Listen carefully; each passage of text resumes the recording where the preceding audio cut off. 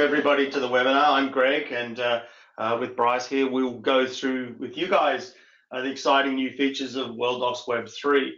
I thought I'd jump in on this slideshow that Bryce is going to be demoing the actual product as well. I'm just so excited that this product has finally hit the shelves from World Software. It has been something that has been long anticipated. In fact, I believe the original discussions on the existence of this product and the building that product go back over 12 months. So you can see that it's had a very long design cycle. Traditionally, Worldox, when accessing it remotely, you pretty much had four options. And the most common option that we've seen when you're working with remote users in satellite offices is to access the system via a thin client using Citrix or remote desktop services, otherwise known as terminal services. You know, obviously log me in and virtual machines or other options there, but that's the traditional way to access the system remotely. It of course requires considerable central deployment of thin client technology to actually handle that, and that's sometimes out of the realm of firms, and it's obviously not an option when you're using, you're just after ad hoc access, perhaps from your mobile device, or you want to perhaps have third-party users external to your organization work within your Worldox system. The other option that we don't see much of anymore was Worldox WAN, and that is where you basically have a Worldox system in, say, a central office, and then you have one or more multiple offices all running their own Worldox systems, and they are configured or joined together by a WAN installation that basically links the index databases together. It's kind of a hub and spoke network, very old-fashioned in the way it deploys. It's still relevant for some sites, but again, that's not how you access. You would want to access Worldox if you're external to the firm, or you just after remote access from your mobile phone.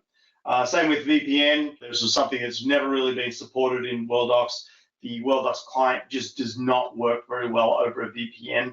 The 32-bit client just contains, there's too much I/O traffic on it for it to work in a supported manner over a VPN connection, which basically brought us to the evolution of the previous iterations of remote access to Worldox, which was Worldox Web Mobile version 1 and version 2.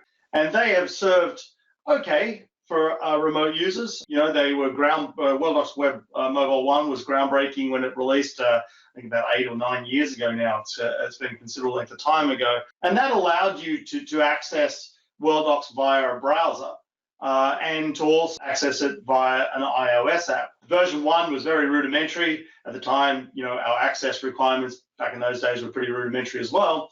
Version 2 incorporated some cleaner UI interfaces, but we were still stuck with navigation issues and very limited in what we could do in the Worldox UI inside a browser. Uploading documents, things like that was just cumbersome.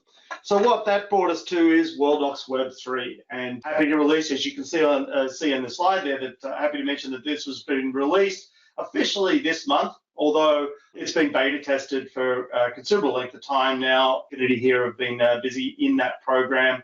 It is a system that is much richer in its interface, and it has a whole different web agent build that allows you to interact with your local environment via the internet back into the Worldox web server. And just before I hand it over to Bryce, I wanted to make particular note of perhaps one of the most attractive things about Worldox Web3 is the previous versions of Worldox Web were add-on products, i.e. that you had to go and purchase them, and you purchased them by the number of remote access licenses you wanted.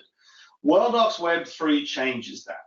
Worldox have seen that mobility is the way forward and have rolled Worldox Web3 into the Worldox Professional product itself. So simply stated, if you have a current AMP or your current support contract in place with World Software, and you are running current code, and that code is obviously November and above as of the moment, you are entitled to Worldox Web3. Now, it does come with some caveats that you have to supply some technical requirements on your end, and we'll go through that stuff at the end of this demonstration. So if you want to hold your questions about that, I'll return and talk about that. But what I really wanted this demonstration to really primarily focus on was demonstrating the amazing new interface that you will get with using Worldox Web3, and it's something that we really can't talk much about it in newsletters and emails and stuff like that. We really wanted people to see it, so I'm very excited to have so many people on this call. And with that, Bryce, I know you're chomping at the bit. I'm going to hand it over to you. So let's have a good live look at how Worldox Web3 behaves. That sounds great, Greg. Thanks. I appreciate it. Thank you, everybody, for joining us. As Greg said, what we're going to be doing is going through and showing you the two different flavors or two different options that you have for accessing the Worldox Web 3.0.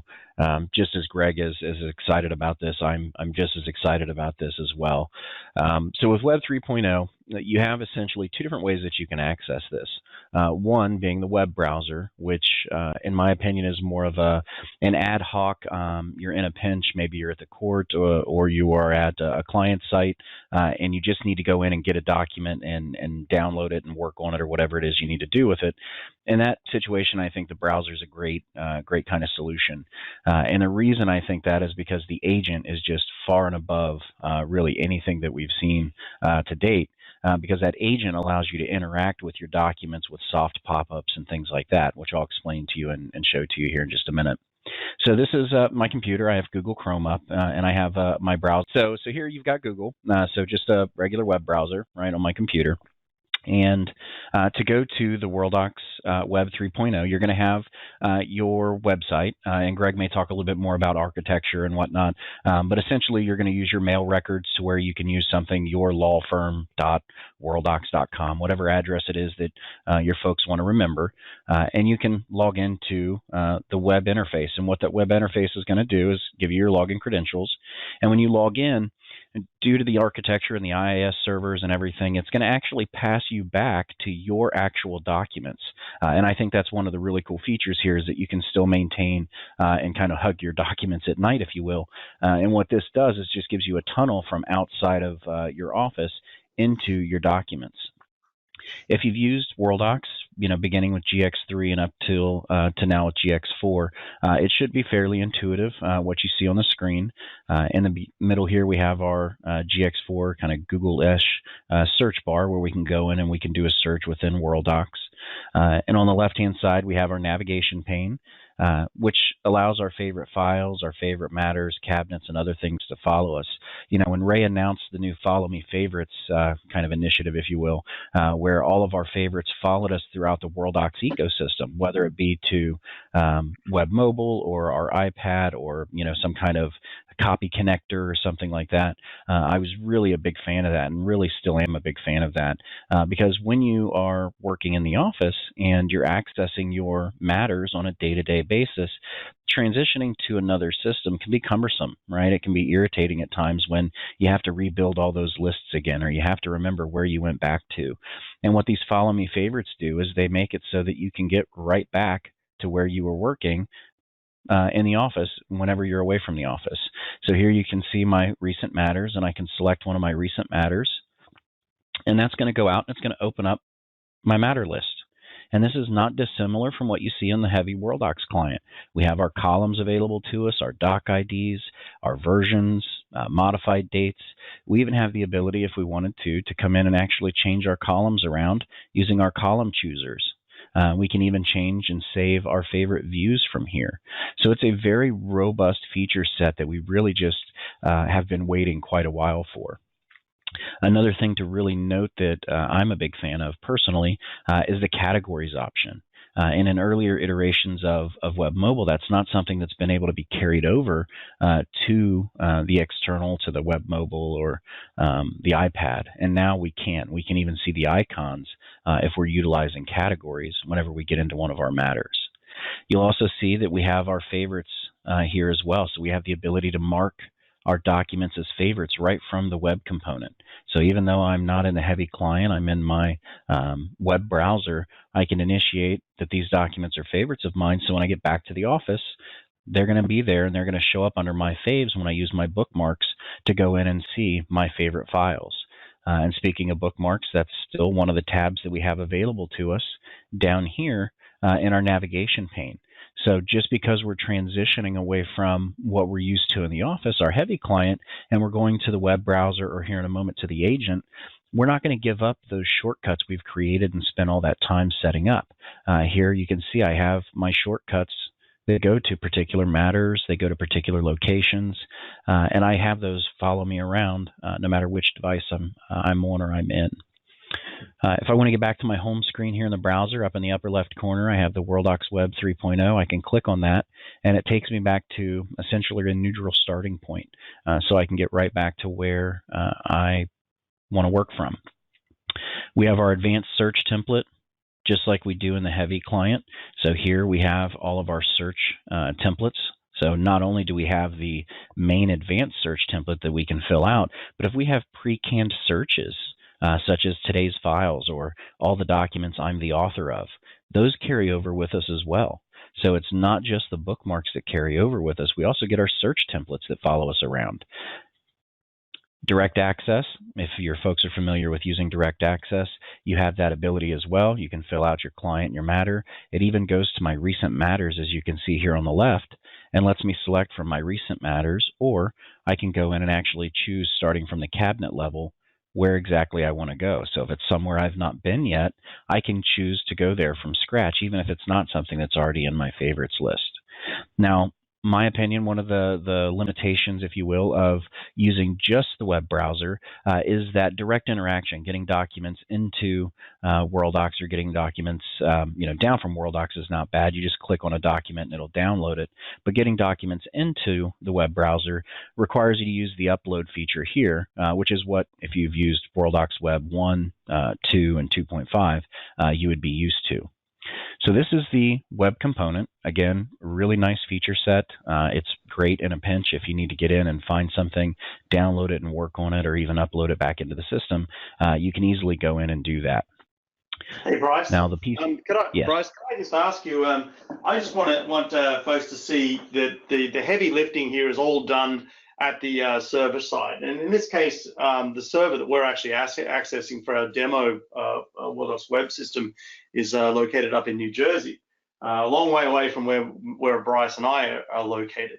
This is over a browser access. So I wanted to show, if we could, just some searches. If you could just perhaps go back to your cabinet searches and just say do a search for anything that that been worked on this week or something like that. I want to walk through a couple of the tables here just so people could see how they work. Okay. So here in the advanced search template, we can go in and use our drop downs.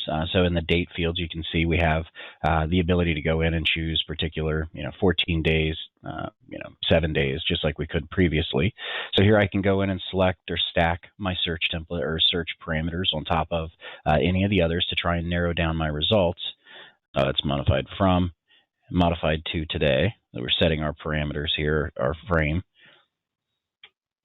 And it's going to go out and it'll execute your search. So in this case, we don't have anything that's been modified from the last 7 days up until maybe today. You could use the bookmark search. I mean, I'm sure a lot of users are probably just using their bookmarks in the thick client on their desktops. So like the bookmark search that you might have for your client files, just look for one of those. So the bookmark panel, as Bryce had alluded to before, is in the bottom left-hand corner of the screen. So, when you're using Worldox Web, some of the elements are located on the left-hand side of the screen, whereas you might be used to seeing them across the top of the thick client that's running in your office. All right, so here we'll go down and we'll choose our cabinet. So we'll choose client files, and you'll see that my fields actually change to match my cabinet that I'm selecting. So here we'll go into client. You'll see here on the left, I can see my full client list. So if I want to go in and choose a client from here, I can choose my client. And for those firms that I'm sure many firms have, hundreds or thousands of clients on this list, you notice that there's a filter function at the top of the screen.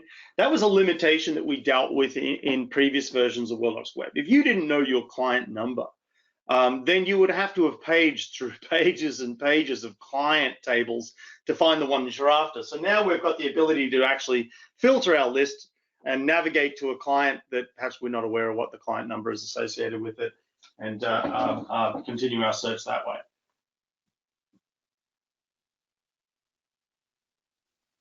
Yeah, that's great here. We'll trade into our clients cabinet. Got our client, and then we'll go in and we'll select a particular matter.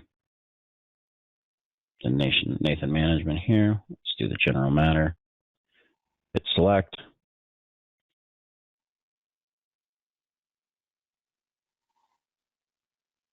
And are you able to use your bookmark over on the left-hand side that we typically use, Bryce? yeah, sure. That's what I was using on the. Which one do you want to use here? Yeah. I was just going to use your whatever you search bookmarks you normally use. So client files, I think, is your standard search, right? Yeah, absolutely. Which is what we're filling out over here on the right-hand side. So if we put in, let's do the same one for Harry Torfik. So let's say that he wanted to find Torfik, he could just filter the list. Yeah, you can filter the list down. So it doesn't look like right here is where you can, next to the filter, type in the name that you're looking for, the number that you're looking for. So if you have a very large client or matter list, you can use that type down, and that'll let you go in and select your client.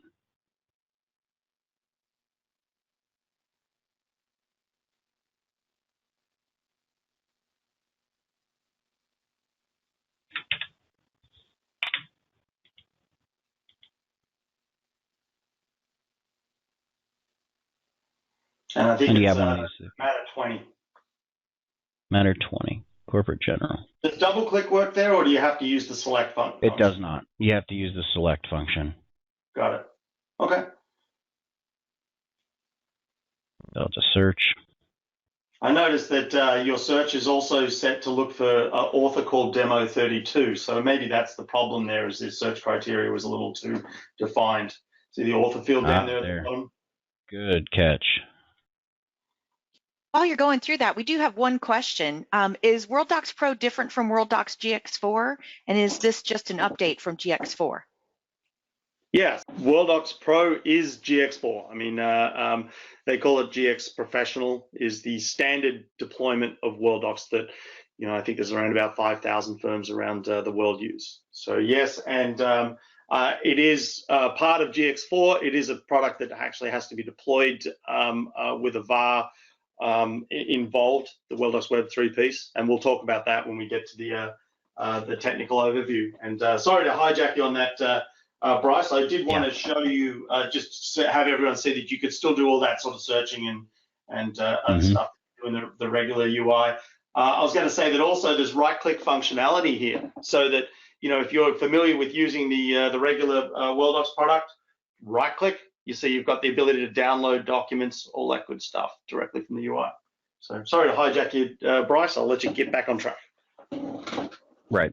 All right, so at this point, due to time, I'm going to go ahead and drop out of here and show you the actual agent, which in my opinion is one of the coolest pieces that Web 3.0 actually has here.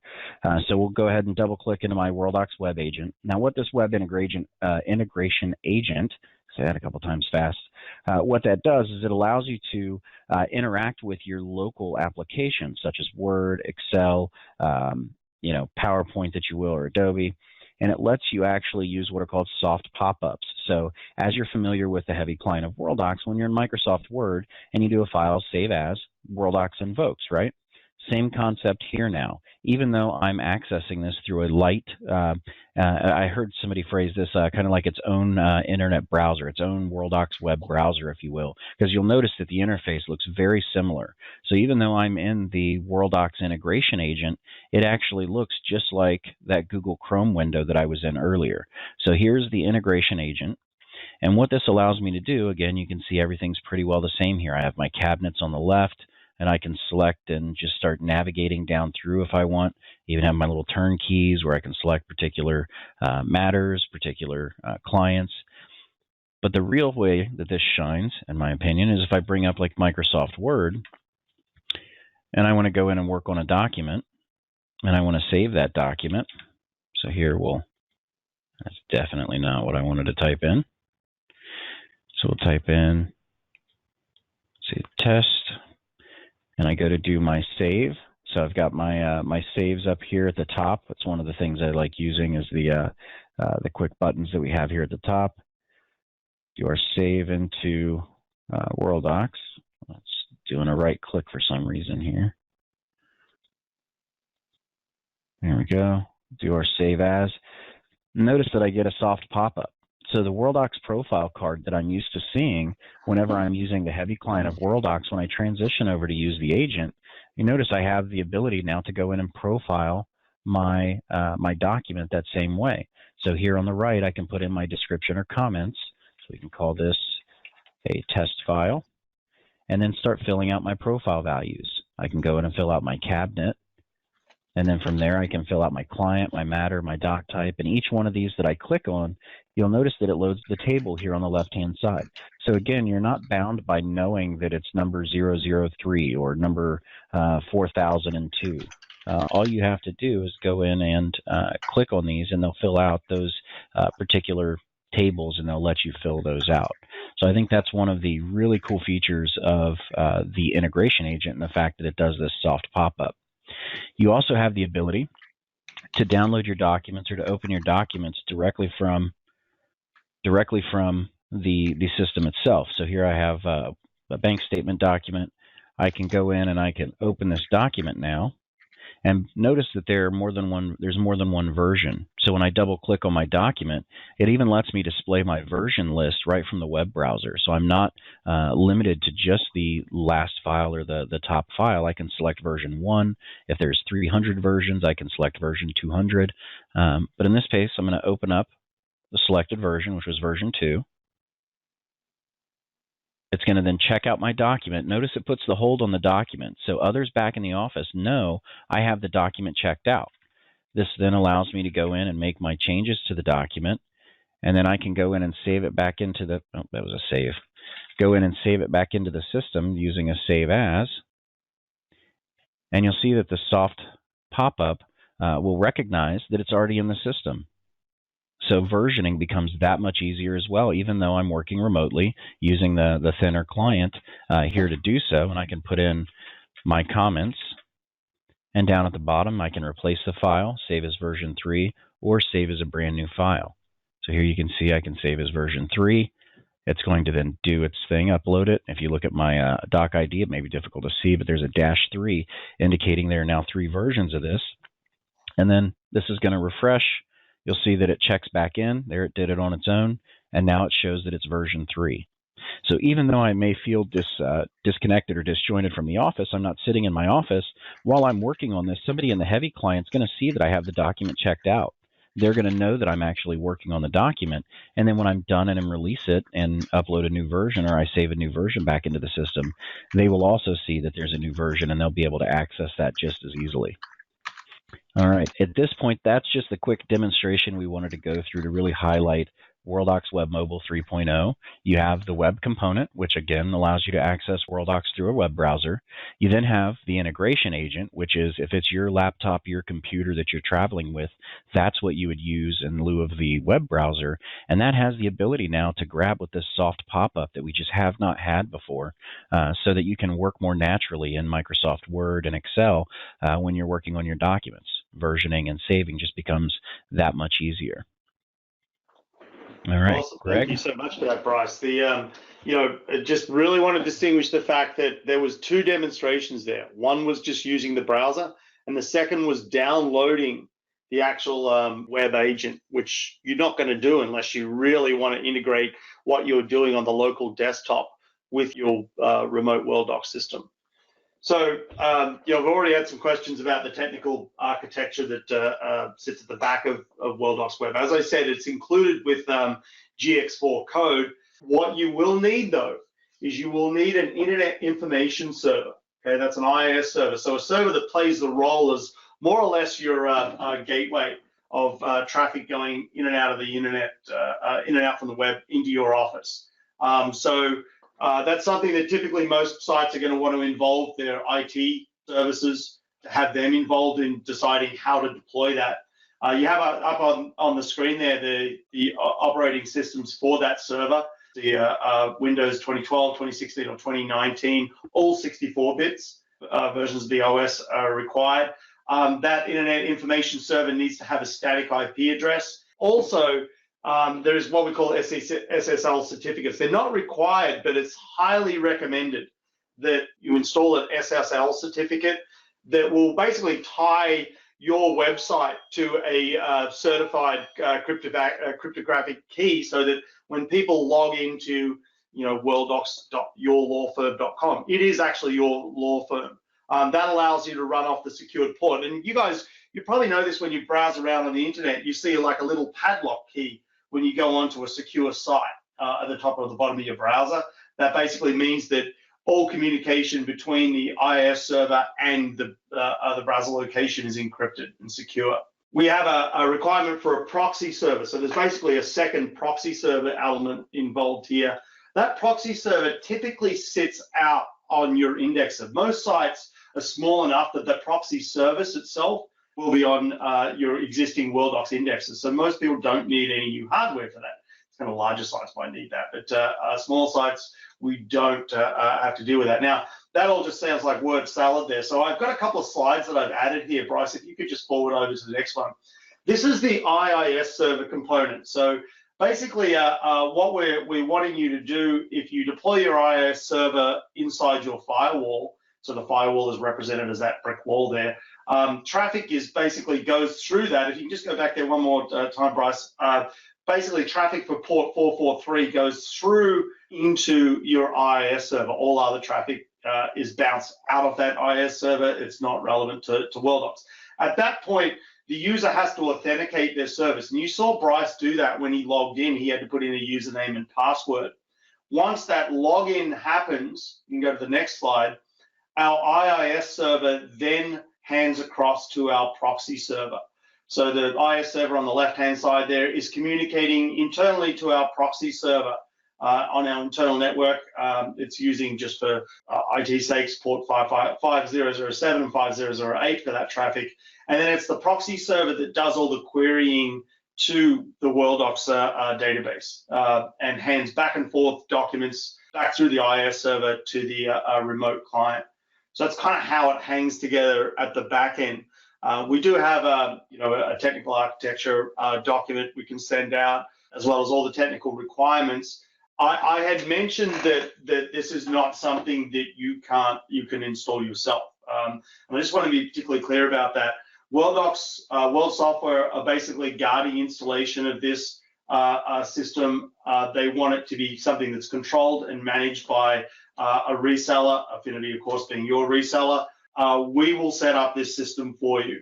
Now, obviously, that does have a cost involved from our end on the services side, and it depends on the number of users at your site as to how much that cost is. So it could vary from, let's say $500 through to a few thousand, depending on the size of your site. But for that, you basically get deployment of the Worldox Web system, and we even throw in some training for your administrator on how to use it and support it, and also for your users on what it looks like on their end. And I think that Karen will be sending out information on this webinar. There'll be a link or something you can circle back to us about if you need us to get you more information on that. So that's a little bit about the architecture over the top of it. Bryce, did you have any final words before we hand it back to Karen? No, I appreciate everybody joining us and watching. And this is the web mobile that we've honestly been waiting for. So it's something I'm really excited about.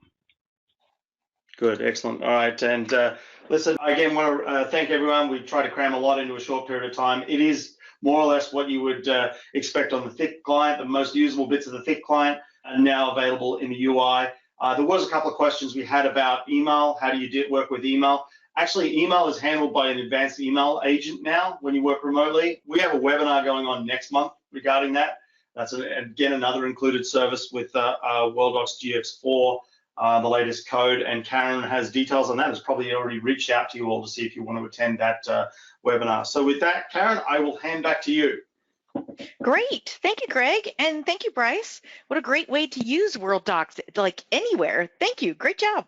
And thanks to all of you for attending. If you were intrigued by today's presentation this afternoon and want to learn more about Worldox Web3 or any of the other amazing features that Worldox has to offer, or if you just have some lingering questions, I encourage you to take advantage of our free 30-minute consultation. This is your chance to speak with any one of our Worldox experts at Affinity. Just reply to the follow-up email I'm about to send, and I'll do the rest. And please join us again, as Greg said, next month for our next Worldox webinar called Own Your Inbox, linking your Outlook folders to Worldox. That will be on Wednesday, December 4th at 1 p.m. Eastern Time. Registration is open, so jump on to affinityconsulting.com/webinars to sign up. Watch for my follow-up email coming to you shortly with today's PowerPoint and recording, and please do share your feedback with us on the survey that follows. Hope to see you all again in December. Happy Thanksgiving, everyone.